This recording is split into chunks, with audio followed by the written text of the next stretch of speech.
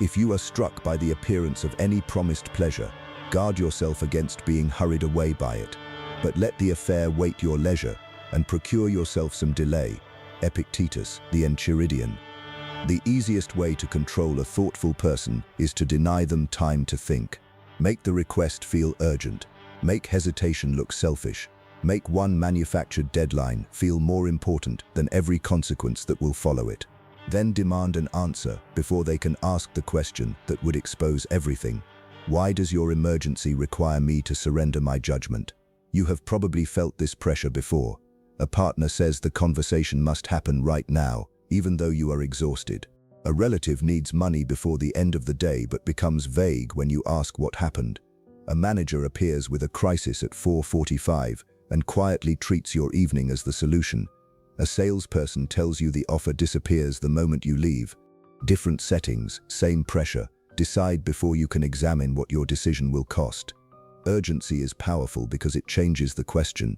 Instead of asking whether the request is fair, you ask whether you can respond fast enough. Instead of evaluating another person's responsibility, you begin proving your reliability. Instead of choosing, you react. The person applying pressure gains control of the clock, and whoever controls the clock often controls the decision. This does not mean every urgent request is manipulation. Fires exist, children get sick, flights are missed, systems fail. People we love sometimes need immediate help. The danger is not urgency itself. The danger is a pattern in which someone repeatedly creates pressure, refuses reasonable questions, and makes your speed a test of your character. A legitimate emergency explains the facts. Manipulative urgency attacks your right to examine them. If you value calm examinations of manipulation, power, and self-respect, subscribe. The goal is not to make you suspicious of every request. It is to help you recognize pressure before pressure starts making your choices for you.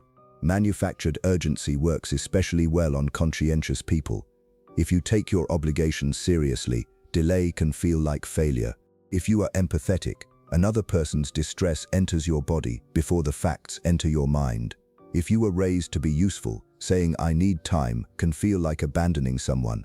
The manipulator does not need to overpower these qualities, they only need to accelerate them. Imagine that your brother calls at night. He needs a large transfer before midnight. His voice is tight. He tells you there is no time to explain everything, that he will repay you on Friday, and that you are the only person he can trust. When you ask what the money is for, he says, "I knew you would make me beg." Now the financial request has become a moral trial. You are no longer deciding whether the loan is wise. You are defending whether you are a good sibling. That shift is the mechanism. Pressure begins with a practical demand, then wraps itself around your identity.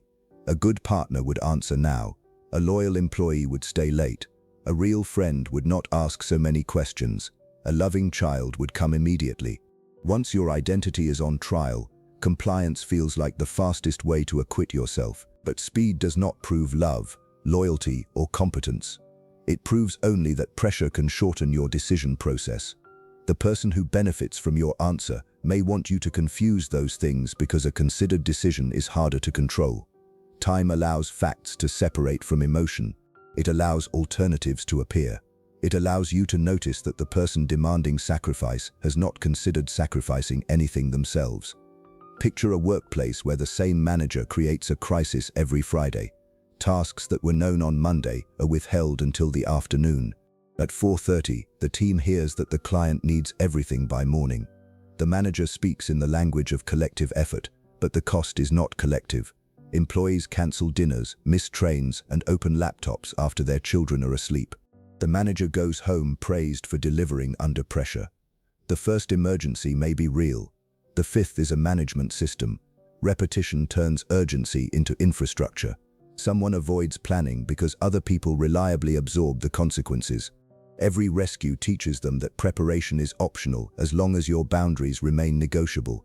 This is why rescuing can accidentally train the behavior you resent. You believe you are solving one exceptional problem. They learn that your time is the emergency reserve. You stay late because the deadline matters, and the deadline is met. From the outside, the system appears to work. The hidden damage is carried by the person who made it work. To see the pattern clearly, separate the stated emergency from the transferred consequence. What happened? Who knew about it? When did they know? What did they try before involving you? What portion of the cost are they carrying? What will change so this does not happen again? These are not hostile questions. They are the questions urgency is often designed to prevent. A healthy person in a genuine crisis may be stressed, but they can still respect your agency. They can give you the relevant facts. They can accept a limited form of help. They can hear no without turning the refusal into evidence that you never cared. A controlling person treats scrutiny itself as betrayal because scrutiny threatens the shortcut. Consider a romantic relationship. One partner wants access to the other's phone after an argument. "Give it to me now," they say. "If you have nothing to hide, why do you need time?"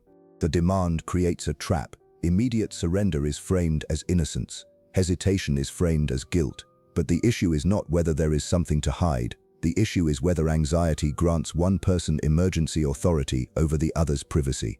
When someone defines speed as proof, slow down. Truth does not become false because you took 10 minutes to think.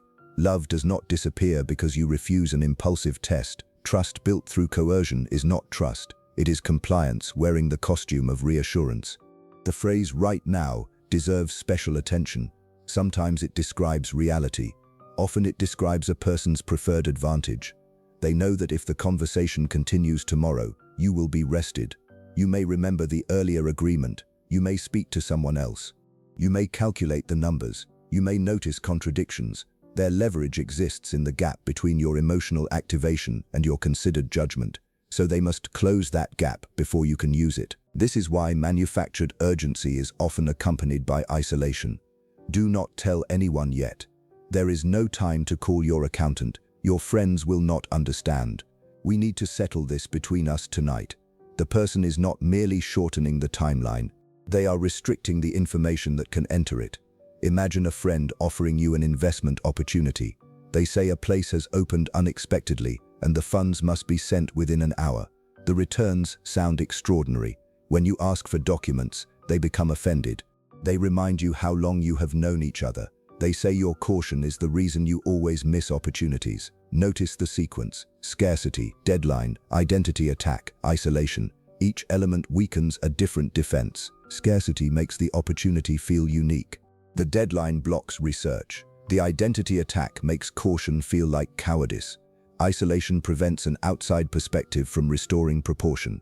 By the time money changes hands, the victim may feel that the decision was freely made. Technically, they pressed the button. Psychologically, the room for choice was systematically removed. Your first defense is not a perfect argument. It is a pause. A pause interrupts the transfer of control. It tells your nervous system that another person's intensity is information, not instruction. You can hear urgency without becoming urgent. You can care about distress without allowing distress to dictate your answer. This may sound simple until you try it with someone who has benefited from your speed. Say, "I do not make financial decisions on the spot. I will answer tomorrow." Or, "I can discuss this when we are both calm." Or, "I can help for 1 hour, but I cannot take responsibility for the entire problem." The sentence is not complicated. The difficulty arrives in the reaction. They may increase the pressure. They may repeat the deadline as if you failed to hear it. They may add a new consequence. They may accuse you of being cold. This escalation is useful evidence. If a reasonable pause destroys the relationship may have depended on your inability to pause.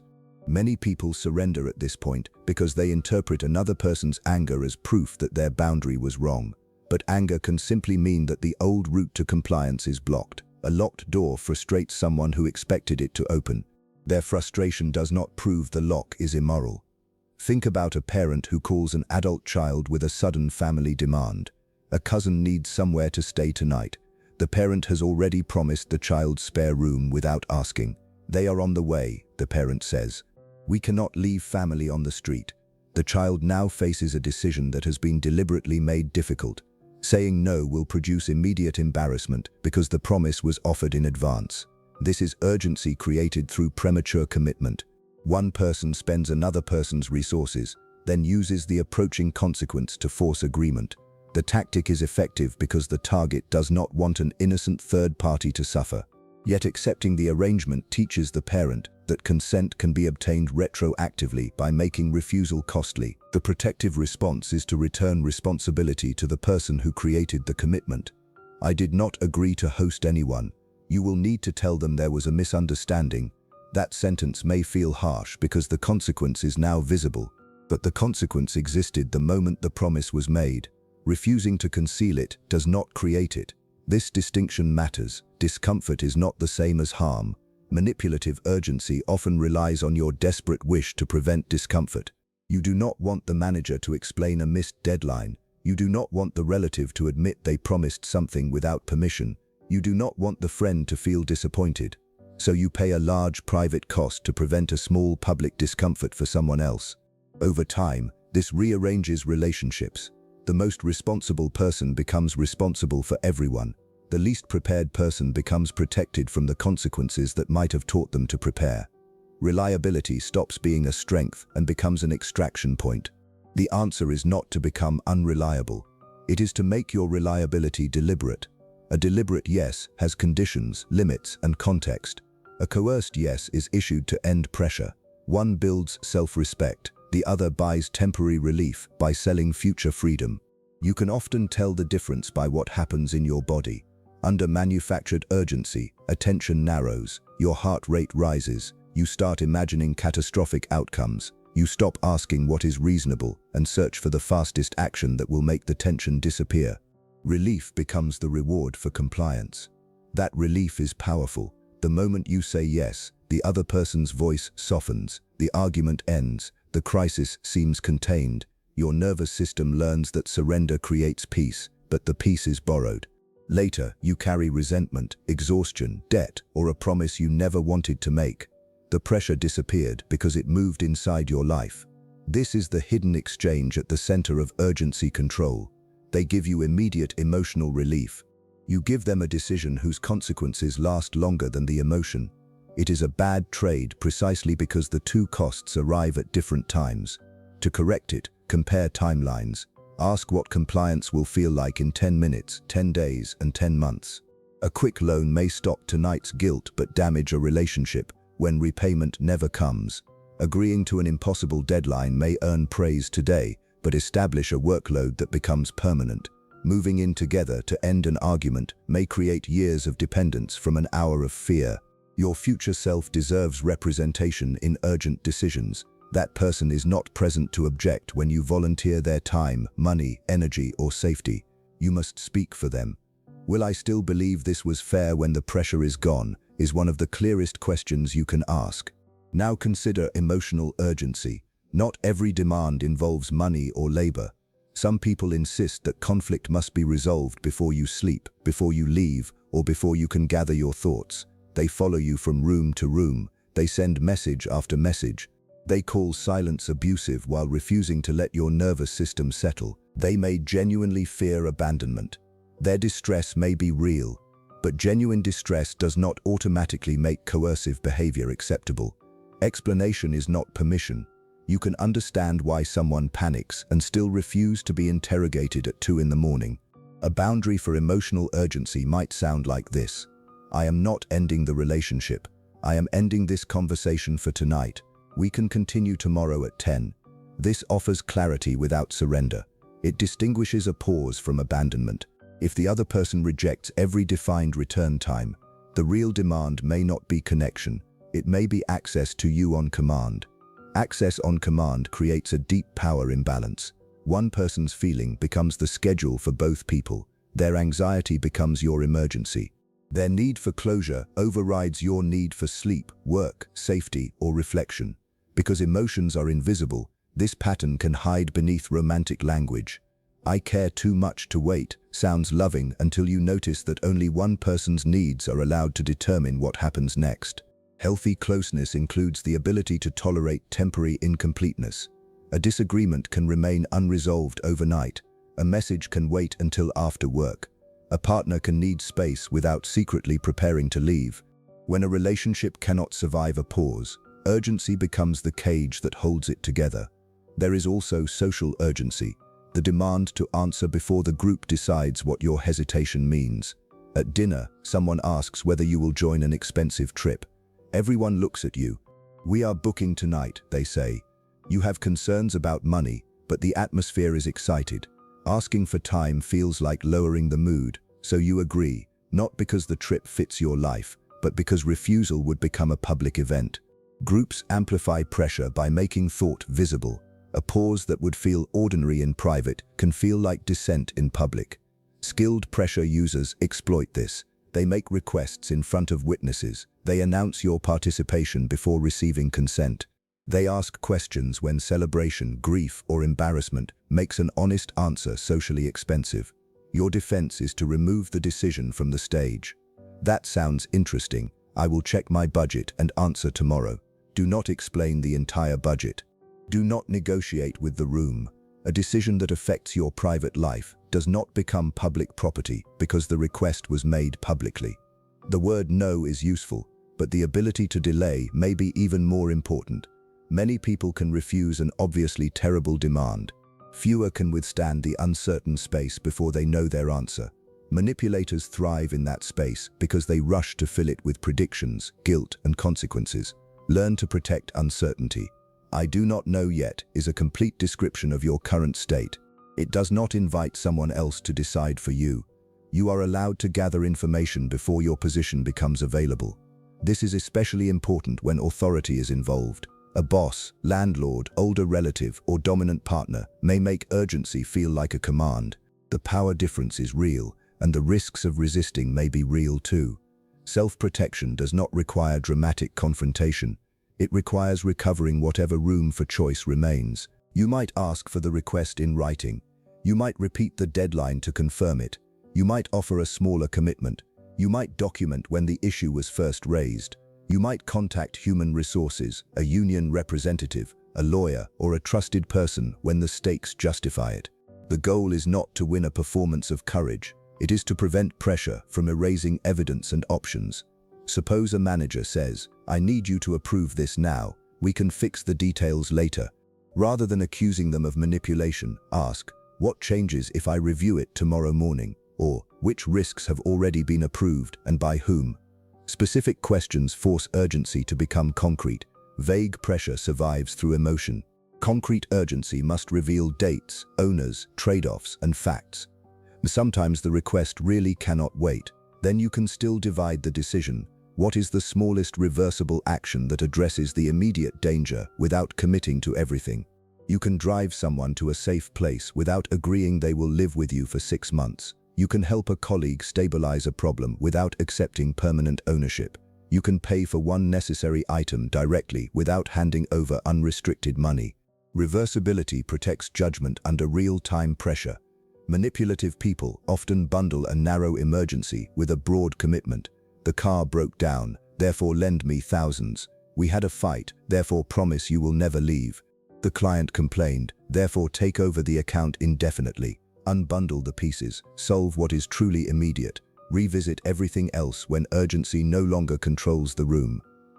You should also watch for false binary choices. Either answer now or lose the opportunity. Either come tonight or admit you do not care. Either give me access or prove you are hiding something.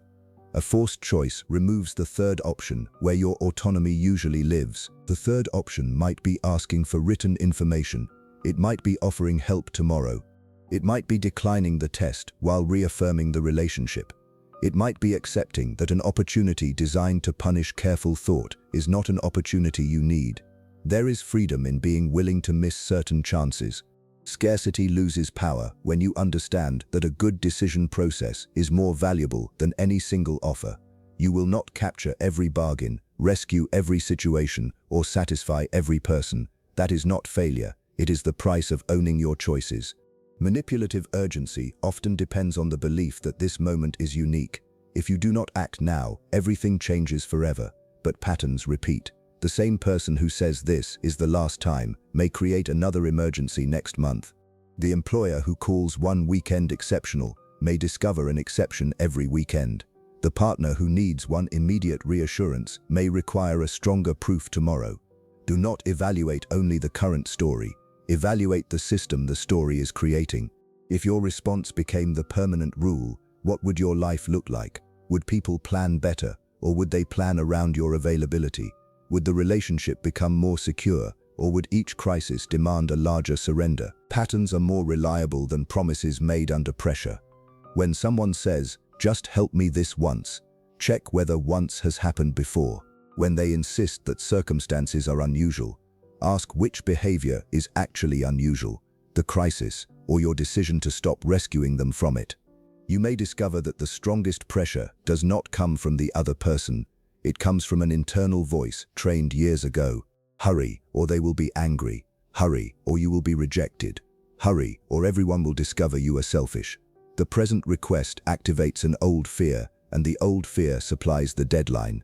Perhaps you grew up in a home where a parent's mood controlled the atmosphere. When they wanted something, delay was dangerous. You learned to anticipate, respond, and repair before conflict could grow.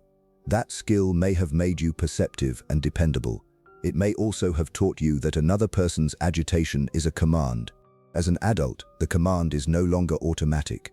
You can notice the agitation and remain still. You can let a phone ring while you finish what you are doing. You can read a message without answering immediately. You can say, "I need to check," without inventing an excuse that makes your need for time acceptable. At first, stillness may feel cruel. That is because your nervous system confuses non-compliance with danger. Give it new evidence.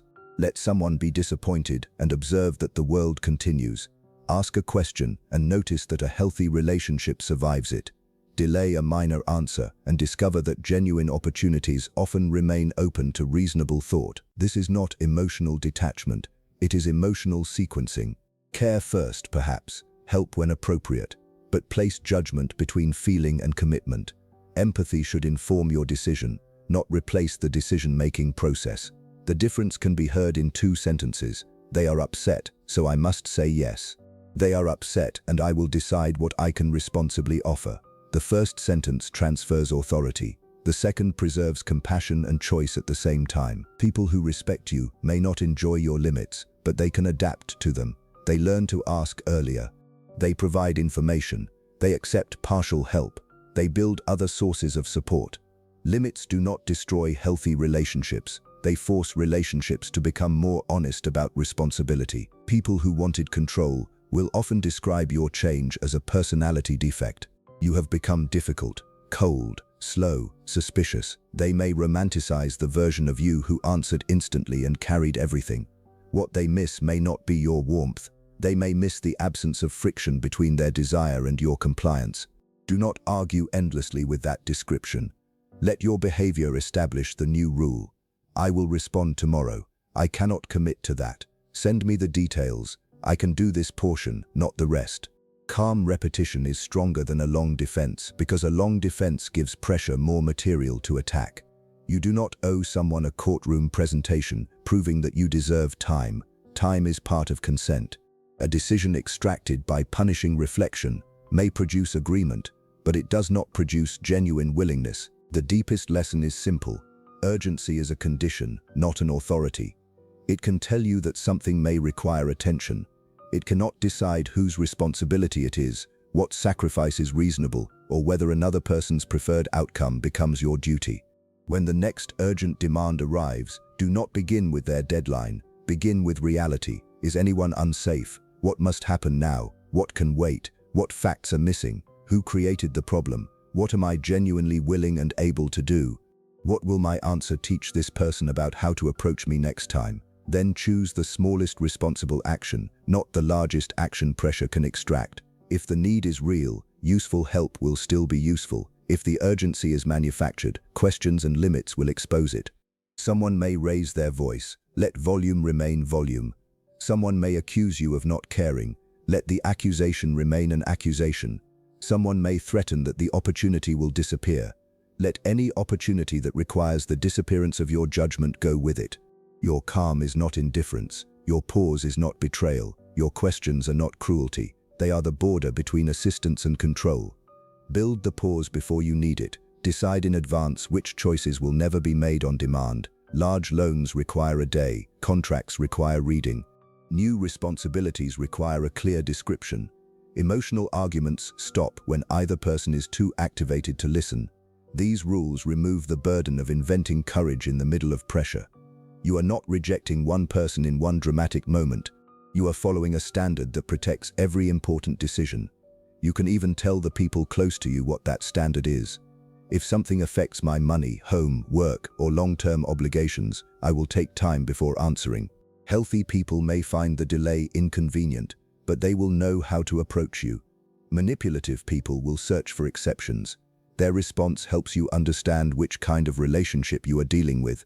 And when you make a mistake, do not use it as a reason to abandon the practice. You may still say yes too quickly. You may recognize the pressure only after the call ends. Awareness that arrives late is still useful. Return to the person and correct the commitment if you reasonably can. I answered before I had considered this. I cannot do what I agreed to do. An impulsive yes is not a life sentence.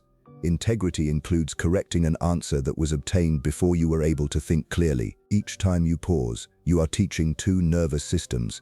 You teach the other person that intensity will not purchase immediate control. More importantly, you teach yourself that discomfort can be survived without surrender. This is how a boundary becomes more than a sentence. It becomes a stable expectation about who governs your time. You can be the person others rely on without becoming the place where they deposit every consequence. You can respond quickly when reality requires it, without obeying every person who performs panic convincingly. You can love people and still refuse decisions designed to outrun your wisdom. The clock may be real. The pressure may be intense. The answer is still yours. If you are ready to stop letting someone else's urgency make your decisions, write one word in the comments: pause.